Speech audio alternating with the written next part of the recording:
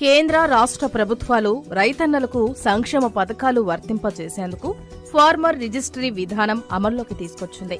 ఈ రిజిస్ట్రీ విధానంతో భూమి కలిగిన రైతులకు 11 అంకెలతో కూడిన విశిష్ట సంఖ్యను మంజూరు చేస్తారు. దీని ఆధారంగానే రైతులకు వివిధ సంక్షేమ పథకాలు మంజూరు చేయనున్నారు. ఇందులో పీఎం కిసాన్ కింద అందించే నిధులు, అన్నదాత సుఖీభవ, పంటల బీమా, పంట నష్టపరిహారం పొందే అవకాశం ఉంది. తమ పంట పొలంకు సంబంధించి పట్టాదారు పుస్తకం లేదా పాస్ పుస్తకం, ఆధార్ తదితర ధృవీకరణ పత్రాలు సమర్పించాలి. వీటితో పాటు ఆధార్తో అనుసంధానమైన ఫోన్ను వారి వెంట తీసుకొని ఆయా రైతు సేవా కేంద్రాలకు వెళ్లి గ్రామ వ్యవసాయ సహాయకుల చేత రిజిస్ట్రీ చేయించుకోవాలి.